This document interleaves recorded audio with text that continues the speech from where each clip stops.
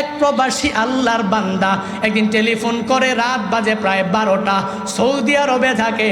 Telephone করে বলে, হুজুর একটু আগে আপনার মায়ের একটা বয়ান শুনলাম। মা বাবার বয়ান শোনার পরে এবার মনে করলাম আমার কিছু দুঃখের কথা আপনার কাছে শেয়ার করব। প্রবাসী আল্লাহর বান্দা গভীর রাতে আমারে টেলিফোন কইরা কইরা বলতে লাগলো, হুজুর আমার মা বাবার বয়ান শোনার পরে আমি ভাবলাম আপনার কাছে আমি একটু শেয়ার করি। হুজুর 4 বছর পর্যন্ত আমি আমার বাংলাদেশে আমার মায়ের কাছে যেতে পারলাম না। 4 বছর পর্যন্ত আমি আমার বাবার কাছে যেতে পারলাম না। প্রবাসের মধ্যে থাকলাম, 4 বছর পর্যন্ত আমি প্রবাসে বাংলাদেশে আসতে পারি নাই। হঠাৎ চিন্তা করলাম এবার ছুটিতে একটু বাড়িতে যাওয়া লাগবে।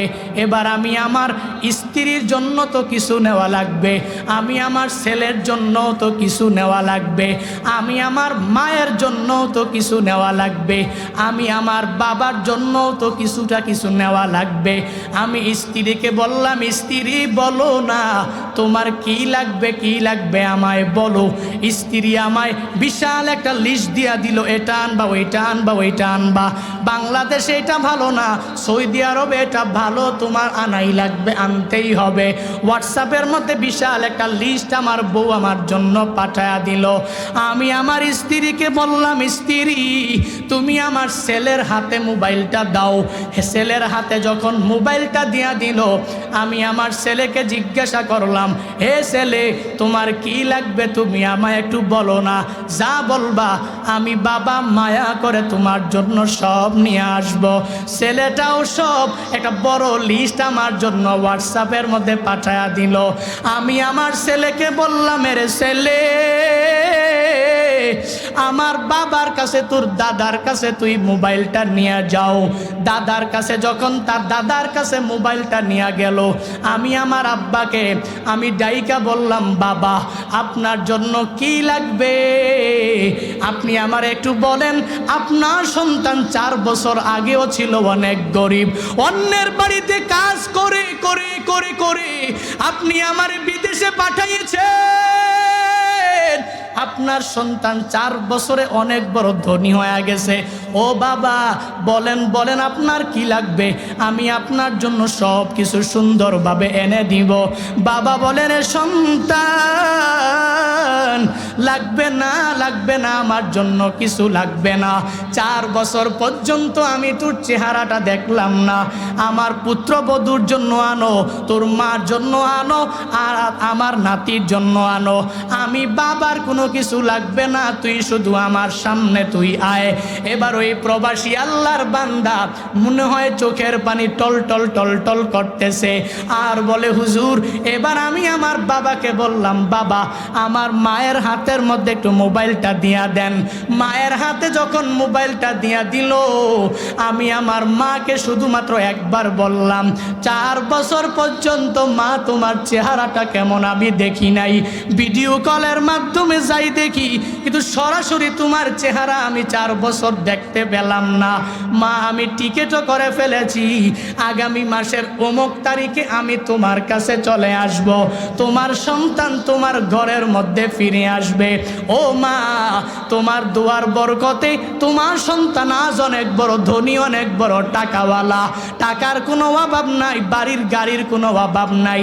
মা তুমি আমায় বলো না কি লাগবে, তুমি যা বলবা সব আমি তোমার জন্য এনে দিব। মা ডাক দিয়া বলে, সন্তান 4 বছর পর্যন্ত আমি তোর চেহারাটা এখনো পর্যন্ত দেখি নাই। কত রাত আমি মা ঠিক মতন ঘুমাইতে পারি নাই, রাত 12টা 1টা 2টা বাজে আমি মা চমকায় তোর জন্য উঠে গেলাম। চমকিয়ে উঠে উঠে মনে হয় যেন তোর কথা আমার পূর্ণাঙ্গভাবে মনে পড়ে যায়। এভাবে কতদিন আমি মা ঠিক মতন খাবারও সকালবেলা দুপুরে রাতে খেতে পারি নাই। তুই যে আমার মানিক আমার কুলে আসবি, তুই আমার কুলে আসলে আমি তোরে পূর্ণাঙ্গ জড়ায়া ধরব, আর আমি মার কোনো কিছু লাগবে না। তুই তোর বউয়ের জন্য আন, তোর ছেলের জন্য আন, তোর বাবার জন্য আন। আমার সামনে যখন আইসা তুই আমার বুকের মানিক যখন একটা হাসি দিবি, আমি মায়ের কাছে তোর ওই হাসি হবে আমার জীবনের সবচেয়ে বড় পাওয়া। ওই প্রবাসী আল্লাহর বান্দা বলে, হুজুর আমি তখন পূর্ণাঙ্গ পরীক্ষা করে নিলাম, হুজুর আমার বউটা তো আমার এই কথা বলে নাই, আমার ছেলেটাও আমার এই কথা বলে নাই, আমার মা আমাকে যেই পরিমাণ সুন্দর জবাব দিয়েছে, আমার বাবা যেই পরিমাণ সুন্দর জবাব আমাকে দিয়েছে, এরে মুরাদনগরের মানুষ কি বুঝাইতে চাইলাম জানো জানো জানো? নিজে একটা সুন্দরী রমণী পাইয়া আজকে তুই মারে ভুলে যাও রে যুবক। নিজে একটা সুন্দর রমণী পাইয়া, সুন্দরী আর সন্তানাদি পাইয়া ওই বাবারে ভুলে যাও। ঢাকার শহরের বড় বড় বড় বড় বিল্ডিংয়ে তুমি ঘুমাও, ওই মায়ের খবর নিলা না, ওই বাবার খবর নিলা না। শ্বশুরে নিয়া, শাশুড়িরে নিয়া, শালিদেরকে নিয়া শ্বশুর বাড়ির আত্মীয় স্বজনরে নিয়া কত সুন্দর করে করে করে করে তুমি চলাফেরা করলা। নিজের মায়ের খবর নাই, নিজের বাবার খবর নাই। আমিও তো বলি তোমার মতো যুবক দুনিয়াতে বেঁচে থেকেও কোনো লাভ নাই। যেই যুবক এত বড় নিমক হারাম, যেই মা এত কষ্ট করে লালন পালন করলেন মায়ের খবর নিলা না, যেই বাবা এত কষ্ট করে করে লালন পালন করলেন খবর নিলা না। আমিও তো বলি এই যেই যুবকরা মায়ের খবর নেয় না, বাবার খবর নেয় না, শ্বশুর শাশুড়ির খবর নিতেও ভুলে না, এদের মতো নিমক হারাম দুনিয়াতে কেউ হতে পারে না। এর যুবক আল্লাহর বান্দারা এই মাহফিল থেকে তালিম নিয়ে বাড়িতে যাও। যতদিন বান্দা দুনিয়ায় বাঁচবা মার সাথে ভালো আচরণ করো। মার কাছে আজকে বাড়িতে যাইয়াই মার পায়ের মধ্যে পড়ে যাও, আর মাকে যায় বলো, ও মা তোমার দোয়া ছাড়া আমি দুনিয়াতে কিছু করতে পারবো না। মা তোমার দোয়া ছাড়া আমি কিয়ামতের ময়দানেও জান্নাতের অধিপতি হতে পারবো না। মা যদি তুমি দোয়া করো আমি পূর্ণাঙ্গ কামিয়াব হয়ে যেতে পারবো। মা দোয়া নিয়া সোশ্যাল মিডিয়ায় কাজ আরম্ভ করে দিবা, বরকত হয়ে যাবে। মার দোয়া নিয়া জব নিবা, ওই জবেও বরকত হয়ে যাবে। মার দোয়া নিয়া সফরে বের হয়ে যাবা, ওই সফরের মধ্যেও বরকত হয়ে যাবে। কেননা মায়ের দোয়া তো আমার মাওলার দরবারে ডাইরেক্ট কবুল হয়ে যায়। আল্লাহ বলেন, এরে মানুষ, এক নম্বরে আমি আল্লাহ ওসিয়ত করলাম মা বাবার সাথে তোর ভালো আচরণ করা লাগবে। এক নম্বরে তো আমি মাওলার ওসিয়ত তো তোমার মানাই লাগবে। দুই নম্বরে বাহ্যিক দৃষ্টিতে তাকালেও মা বাবার সাথে ভালো আচরণ করা লাগবে। এ বান্দারা, রহমাতুল্লিল আলামিনের কাছে আইসা এক সাহাবী জিজ্ঞাসা করে, হে পয়গম্বর, মা হাক্কুল ওয়ালিদাইনি আলা ওয়ালাদিহি, সন্তানাদির উপরে পিতামাতার অধিকারটা কি আপনি একটু জানা দেন। নবী আমার বলেন, ক্বালা হুমা জান্নাতুকা ওয়া নারু, হে সাহাবী তোমার মা বাবা দুইজন তোমার জন্য জান্নাত, তোমার মা বাবা এই দুইজনই তোমার জন্য জাহান্নাম। বুঝলাম না। মুহাদ্দিসিনে কেরামগণ ব্যাখ্যা করে জানা দেয়, দুনিয়াতে যেই সন্তানেরা পূর্ণাঙ্গভাবে মা বাবাকে সন্তুষ্ট রেখে রেখে কবরে যদি যাও, কবর অটোমেটিক্যালি জান্নাতের বাগান হয়ে যাবে। আর যদি মা বাবার অসন্তুষ্টি নিয়ে নামাজ রোজা নেক আমল করে করে যদি কবরে যাও, তাহলে ওই কবর জান্নাতের বাগান হবে না। কারণ তোমার মা বাবা উভয়ই তোমার জন্য জান্নাত, তোমার মা বাবা উভয়ই তোমার জন্য জাহান্নাম। এরে আল্লাহর বান্দারা, এজন্য তো বলি ওই মা বাবার মনে আঘাত দিয়ে কবরে যাইও না। আজকে বাড়িতে যাইয়াই মার থেকে দোয়া নাও, বদদোয়া নিও না। কারণ মার দোয়া যেরকম ভাবে কবুল, মা বাবার বদদোয়াও ডাইরেক্ট মাওলার দরবারে কবুল। রহমাতুল্লিল আলামিন বলেন, সালাসু দাওয়াতিন মুস্তাজাবাত লা শাক্কা ফিহি দাওয়াতুল মাজলুম ওয়া দাওয়াতুল মুসাফির ওয়া দাওয়াতুল ওয়ালিদাইন লিওয়ালাদিহি রাহমাতুল লিল আলামিন জানা দেন তিন ব্যক্তির দোয়া আমার মাওলার দরবারে ডাইরেক্ট কবুল হয়ে যায়। কয় ব্যক্তির দোয়া? জোরে বলেন। এক নম্বরে রাহমাতুল লিল আলামিন বলেন দাওয়াতুল মাজলুম, মাজলুমের দোয়া আমার মাওলার দরবারে সরাসরি কবুল হয়ে যায়। দুই নম্বরে দাওয়াতুল মুসাফির, মুসাফিরের দোয়া আমার মাওলার দরবারে ডাইরেক্ট কবুল হয়ে যায়। তিন নম্বরে দাওয়াতুল ওয়ালিদাইন লিওয়ালাদিহি, সন্তানাদির ব্যাপারে পিতামাতা যেই দোয়াই করবে, যেই বদদোয়াই করবে আমার মাওলার দরবারে কবুল হতে বান্দা দেরিও হবে না। এজন্য তো অনেক আল্লাহর বান্দা এখানে আসো যাদের মা দুনিয়ায় নাই, বাবা দুনিয়ায় নাই, কেউ আসো মাও নাই, বাবাও দুনিয়ায় নাই। এখন যদি আমায় বলো হুজুর আমার মা যখন দুনিয়াতে জীবিত অবস্থায় ছিল, আমার বাবা যখন দুনিয়াতে জীবিত অবস্থায় ছিল, আমি এদের সাথে ভালো আচরণ করতে পারি নাই, তো এখন কি করব? আমার তো মাও নাই, বাবাও নাই, দুইজনেই কবরস্থ হয়ে গেল। এক সাহাবী নবীর কাছে যাইয়া সেম টু সেম যখন প্রশ্ন করে দিল, যায়া বলো পয়গম্বর আপনি যে মার ব্যাপারে বাবার ব্যাপারে কত সুন্দর বয়ান করলেন, আমার মা নাই, আমার বাবাটাও দুনিয়াতে বেঁচে নাই, আমি আমার মৃত মা বাবাকে কেমনে সন্তুষ্ট করব? নবী আমার বলেন তিনটা তুমি আমল যদি ঠিক মতন করতে পারো তাহলে মৃত মা বাবাও তোমার প্রতি সন্তুষ্ট হয়ে যাবে।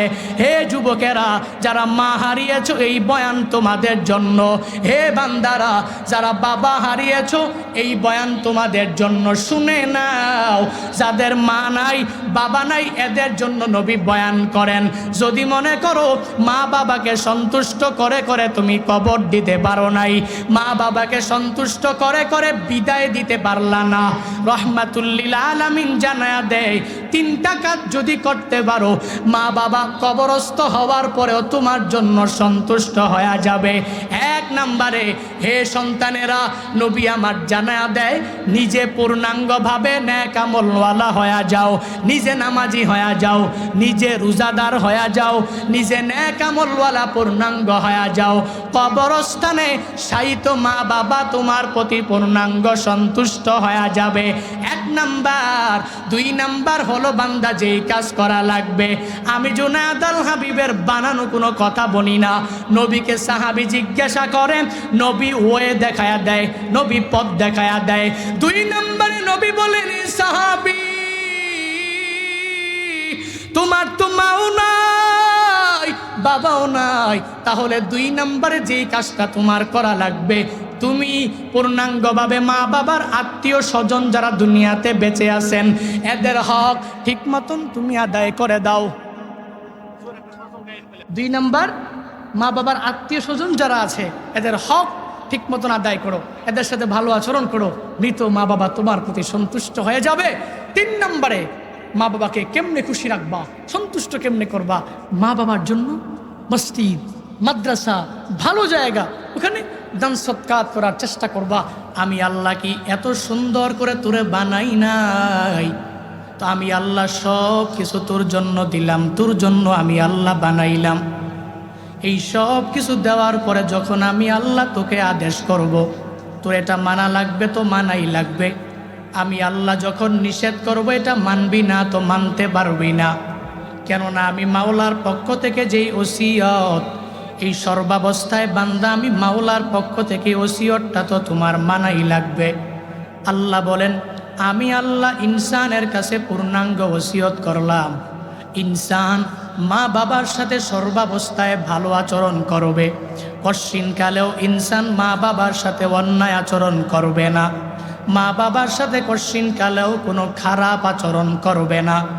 মা বাবা যদি দুর্বল হয় অথবা গরিব হয়, ওই মা বাবাকে যদি যুবকরা যায় বলে ও আব্বা জান আম্মা জান আমাকে একটা দামি বাইক কিনে দিবেন, দামি আইফোন মোবাইল কিনা দিবেন, তো মা বাবা যদি বলে আমরা গরিব, টাকা নাই, কোনো রকম চলতে পারি, তুই কোনো রকম চল, আমরা তোকে দিব তবে পরে দিব, এখন পারবো না। তখন আল্লাহর ওসিয়ত অনুযায়ী মা বাবা যেটা বলবে ওটাতেই আলহামদুলিল্লাহ বলে মেনে নেওয়া লাগবে। এর বান্দা কশ্চিনকালেও মার সাথে বাবার সাথে কশ্চিনকালেও খারাপ আচরণ করা যাবে না, কারণ আমার রবের পক্ষ থেকে পূর্ণাঙ্গ ওসিয়তটা তো তোমার মানাই লাগবে। কেমনে মানবারে গুলাম? মা বাবার সাথে কি পরিমাণ ভালো আচরণ তোমার করা লাগবে জানো। ফেসবুকের মধ্যে কয়েকদিন যাবৎ দেখি একটা পোস্ট আমার সামনে বারংবার পড়ে। এক আল্লাহর বান্দি কলেজ পড়ুয়া ছাত্রী তার বাবার কাছে চাইলো, বাবা একটা ল্যাপটপ তুমি আমারে কিনা দাও। বাবার কাছে যখন বলল ল্যাপটপ কিনা দাও, বাবা বলল আমি এখন ল্যাপটপ কিনে দিতে পারবো না, কারণ আমার হাতে টাকা নাই। এই কথা বলতে দেরি হয়, ওই কলেজ পড়ুয়া ছাত্রীটা বাবাকে ছুরি একটা সাথে নিয়া 13টা স্টেপ খুব বাবার গায়ের মধ্যে দেয়া দিল। এবার ওই বাবা হসপিটালের বেডের মধ্যে শোয়া অবস্থায় তাকায়া দেখে সব মানুষেরা সবাই আলোচনা করে, আপনার যেই মেয়ে আপনাকে 13টা স্টেপ একটা ছুরি দিয়ে আপনারে কুপিয়েছে, ওই মেয়েটাকে উপজেলার মধ্যে নিয়ে যাওয়া হয়েছে, থানার মধ্যে নিয়ে যাওয়া হয়েছে। বলে কেন নিয়ে যাওয়া হয়েছে? বলে তার বিচার করা হবে, তাকে একটা অন্ধকার ঘরের মধ্যে আবদ্ধ করে রাখা হয়েছে। ওই বাবা বলে না, আমার এই মেয়েকে থানার মধ্যে নিয়ে যেও না, কারণ আমার সাথে থেকে থেকে বড় হয়েছে, কোনো অন্ধকার রুমের মধ্যে সে থাকতে পারবে না। বাবারে মেয়ে কুপাইলো, বাবা বলে সন্তানের কশ্চিনকালেও থানায় নিয়ে যাওয়া যাবে না। আর আশেপাশের লোক যারা তার সামনে ছিল সবাইকে ডেকে ডেকে সুন্দরভাবে জানায়া দেয়, আমার ওই মেয়েটারে জানায়া দাও, আমার মেয়েকে পূর্ণাঙ্গভাবে তোমরা সবাই বলে দাও, আমার মেয়ে আমার কাছে যে ল্যাপটপটা চাইলো, ওই ল্যাপটপ যদিও আমি বাবা দিতে পারলাম না, এজন্য এটাই আমার দুর্বলতা, আমার গরিবী হালাতের কারণে আমি আমার মেয়েকে ল্যাপটপ দিতে পারলাম না। তাকে যা বলে দিও, আমি বাবা যদি দুনিয়াতে বেঁচে থাকি, আগামী মাসের বেতন পাইলে, স্যালারি পাইলেই তারে আমি ল্যাপটপ কিনা দিব। আর যদি বাবা আমি দুনিয়া ছেড়ে কবরে চলে যাই, আমার মেয়েরে বলে দিও আলমারির মধ্যে 40,000 টাকা জুগিয়েছিলাম, ওই টাকাটা নিয়া যেন আমার সন্তান ল্যাপটপ কিনে না।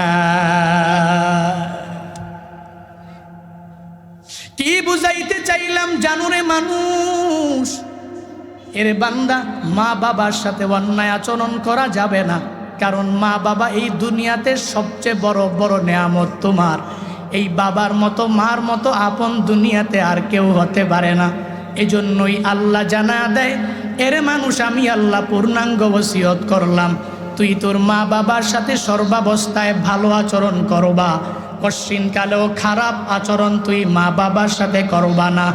1 নম্বরে আমি মাওলার ওসিয়ত তো তোমার মানাই লাগবে, তো মা বাবার সাথে তো ভালো আচরণ তোমার করাই লাগবে।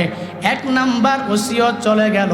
এবার 2 নাম্বার কারণটা যদি কোনো আল্লাহর বান্দা জিজ্ঞাসা করে, হুজুর আমার মা বাবার সাথে আমি কেন ভালো আচরণ করব বুঝলাম না।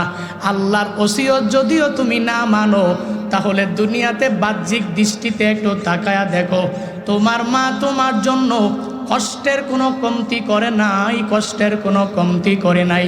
কেমন কেমন জানো, আল্লাহ এজন্যই বান্দাদেরকে স্মরণ করে আল্লাহ জানায়া দেয়, এরে আমার বান্দা বান্দির দল, 1 নম্বরে আমি মাওলার ওসিয়ত অনুযায়ী তুই তোর মা বাবার সাথে ভালো আচরণ করবি। 2 নম্বরে তোর মা তোর জন্য যেই পরিমাণ কষ্ট করেছে তুই জানো না। একটু বাড়িতে যাইয়া বালিশের সঙ্গে যখন মাথাটা লাগায়া দিবা, তখন এই পূর্ণাঙ্গ চিন্তা করো তোমার মা তোমার জন্য কি পরিমাণ কষ্ট করেছে, কি পরিমাণ কষ্ট করেছে। এরে বান্দা তোর তো জানা নাই, মা তোকে গর্ভের মধ্যে ধারণ করেছে কষ্টের পর কষ্ট করিয়া। আল্লাহ স্মরণ করে জানা দেয়, হামালাতহু উম্মুহু ওয়াহানান আলা ওয়াহান। আল্লাহ বলেন, এর সন্তানাদির দল, তোর মা তোরে কি পরিমাণ কষ্ট করে গর্ভের মধ্যে ধারণ করলো। এই একটা বুঝা নিয়া নিয়া মা কত কষ্ট করে করে এক ঘর থেকে আরেক ঘরে মা যেতে পারে নাই, এক জায়গা থেকে আরেক জায়গায় মা ঘোরার জন্য যেতে পারে নাই, এক জায়গা থেকে আরেকটা বাড়িতে মা বেড়াইবার জন্য যেতে পারে নাই। কারণ কি জানো? প্রেগনেন্ট অবস্থায় এক জায়গা থেকে আরেক জায়গায় গেলে লজ্জা পাবে। এই জন্য মা দুনিয়ার যত আরাম আয়েশ সব কিছু তোমার জন্য ত্যাগ করে দিল। আল্লাহ বলেন, রে মানুষ, হামালাতহু উম্মুহু ওয়াহানান আলা ওয়াহান, তোমার মা কি পরিমাণ কষ্ট করে গর্ভের মধ্যে তোমাকে ধারণ করেছে। এরে বান্দা, তুমি যদি ওই চিন্তা ভাবনা যদি অন্তরের মধ্যে ঢুকাও, পশ্চিমকালেও তুই তোর মার সাথে খারাপ আচরণ করতে পারো না, পশ্চিমকালেও তুই তোর বাবাকে ধমক দিতে পারো না। এরে নবীর উম্মতের দল, ওই মা কি পরিমাণ কষ্ট গর্ভের মধ্যে রাখিয়া রাখিয়া করলেন বান্দা তুমি জানো না। মা সকালবেলার খানাটা খাইতে পারে নাই, সারাদিন অনেক কষ্ট করে করে দুপুরবেলা জোহরের পরে যখন খানার পেটটা নিয়ে সামনে বসেছে, এক নম্বরে পেটের ক্ষুধার যন্ত্রণা মা সহ্য করতে পারে নাই। আবার যত আশা নিয়া খানার পেটটা নিয়ে মা সামনে বসে গেল, তুমি ওই মার কলিজার মধ্যে এমন জোরে জোরে গর্বে ধাম ধাম করে দুইটা লাথি মেরে দিলা। এক নম্বরে পেটের ক্ষুধার যন্ত্রণা, দুই নম্বরে পেটের ব্যথার যন্ত্রণা মা সহ্য করতে পারে নাই। খানার প্লেটটাকে এক পাশে রাখিয়া ওই গর্ভবতী মাটা বারান্দার পাশে গিয়া গিয়া গিয়া বিনা বিনা কান্না করে। শাশুড়ি আম্মা যা জিজ্ঞাসা করে, বৌমা তুমি কেন কান্না করো? বুঝলাম না, আমার পক্ষ থেকে কোনো কষ্ট পেয়েছো? বলে না না, আপনার পক্ষ থেকে কোনো কষ্ট পাই নাই। আমার ছেলের পক্ষ থেকে কোনো কষ্ট পেয়েছো? বলে না না, তাও কষ্ট পাই নাই। তাহলে কেন কান্না করো? তবুও তো মা তোমার ব্যাপারে বলে না। আমার সন্তান গর্ভের মধ্যে আমাকে জুড়ে জুড়ে দাম দাম করে লাথি মেরে দিয়েছে, এর বান্দা তবুও বলে না। ওই মা এত কষ্ট করে করে তোমাকে গর্ভের মধ্যে ধারণ করে রাখলেন, একদিনও মা কারো কাছে যা বলে নাই আমার ছেলেটা ভালো না, একদিনও যা বলে নাই আমার ছেলেটা গর্ভের মধ্যে আমাকে লাথি মেরেছে। তখন শাশুড়ি আম্মা যাইকা বলে, তুমি যেই পথের এখন যাত্রী, আমিও এক সময় একই পথের যাত্রী ছিলাম। তাকায়া দেখ, যেই ছেলের কারণে তুই আমার ঘরের মধ্যে পুত্রবধূ হয়ে আসতে পেরেছ, ওই ছেলেটাকে আমি মা গর্ভের মধ্যে রেখে রেখে রেখে রেখে আমি মা একদিন বড় করেছিলাম। আমি জানি এই গর্ভের মধ্যে রাখা কত বড় গুরুত্বপূর্ণ কাজ। হে বৌমা, চলো খানার পেটের মধ্যে বসে যাও। তবুও তো মা যাইতে চাইল না, সন্তানের কথা কারো কাছে বলতেও চাইল না। এরে মুরাদনগরের মানুষ, কি বুঝাইতে চাইলাম জানো জানো জানো? এই কথাগুলোর মাধ্যমে তোমাদের অন্তরে ঢুকায়া দিলাম ওই মা কি পরিমাণ কষ্ট করেছে। একটু যদি তুই চিন্তা ভাবনা যদি করে নাও, তাহলে পশ্চিমকালে ওই মার সাথে দুর্ব্যবহার করতে পারো না। কারণ আল্লাহই তো তোমারে পূর্ণাঙ্গ স্মরণ করায়া দেয়। এরে আমার বান্দারা, এক নম্বরে আমি মাওলার ওসিয়ত অনুযায়ী মা বাবার সাথে ভালো আচরণ করা লাগবে। দুই নম্বরে তুই যদি বাহ্যিক দৃষ্টিতে মা বাবার দিকে তাকাও, তোমার মা তোমার জন্য যেই পরিমাণ কষ্ট করেছে অন্য কেউ করে নাই।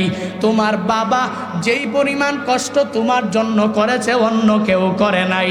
তাহলে ওই মা বাবার সাথে কেন তুমি খারাপ আচরণ করবা?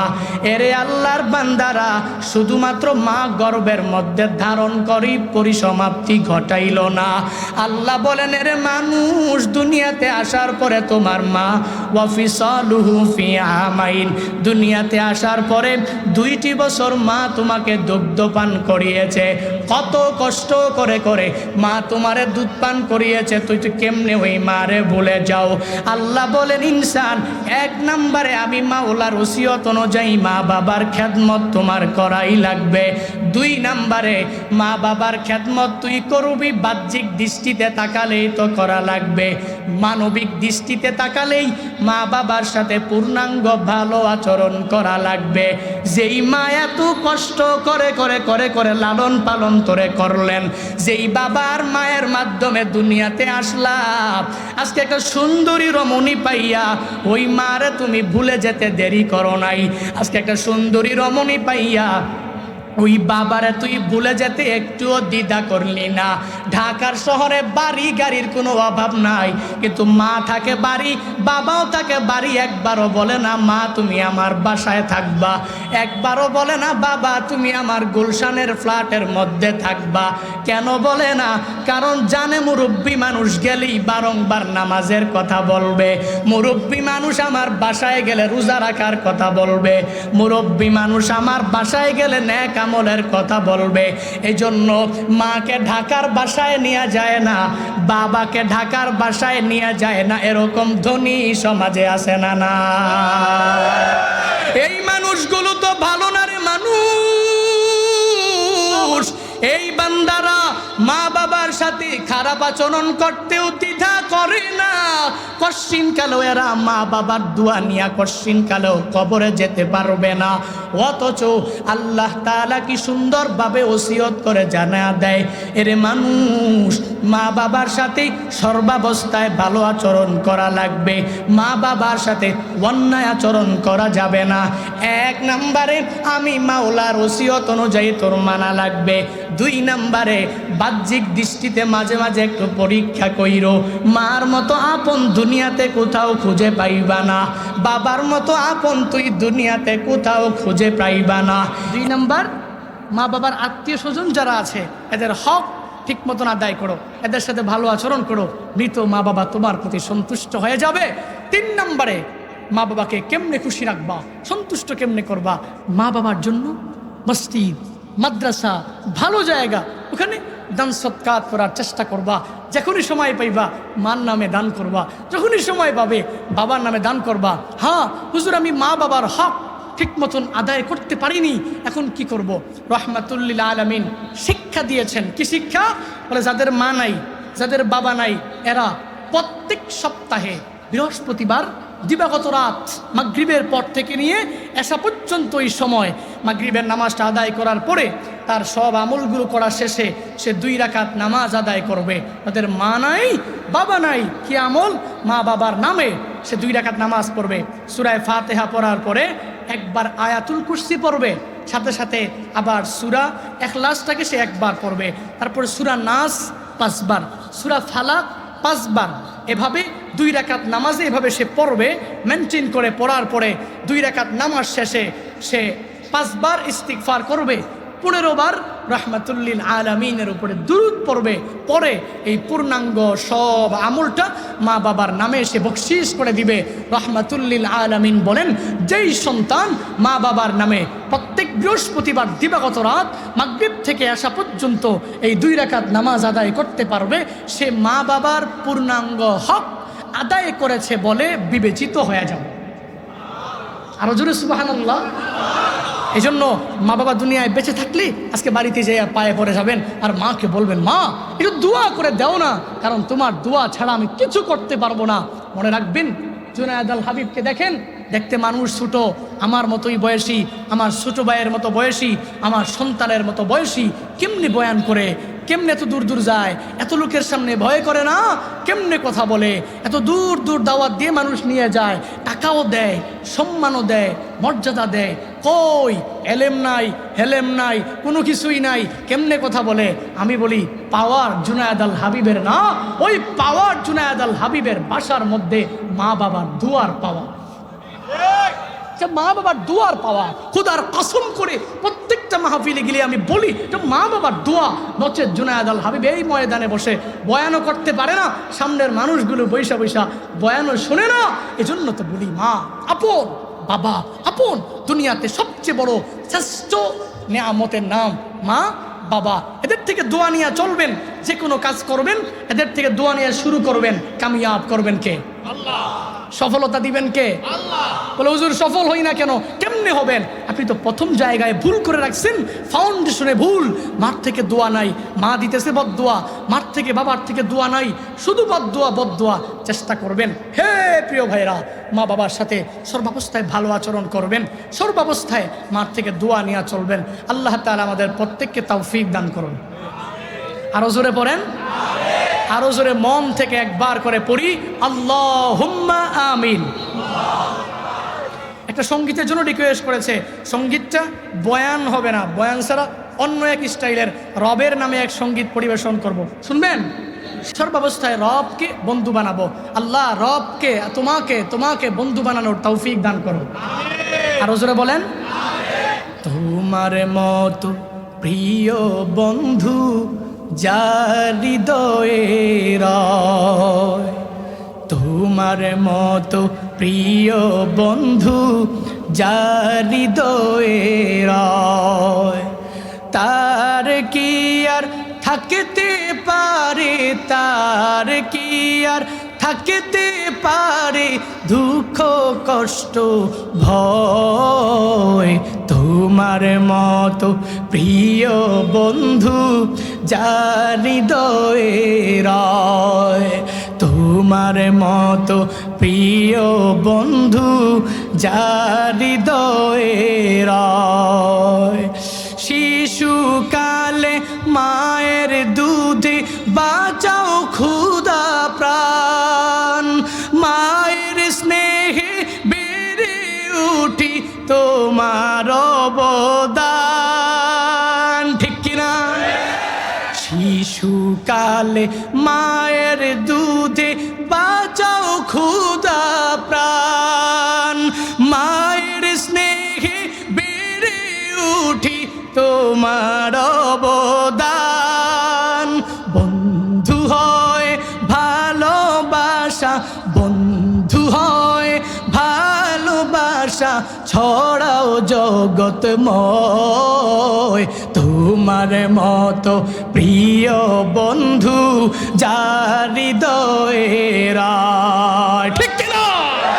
তোমার মতো প্রিয় বন্ধু যার হৃদয়ে রয়, তার কি আর থাকতে পারে, তার কি আর থাকতে পারে দুঃখ কষ্ট ভয়, তোমার মতো প্রিয় বন্ধু যার হৃদয়ে রয়, তোমার মতো প্রিয় বন্ধু যার হৃদয়ে রয়, রবের মতো প্রিয় বন্ধু যার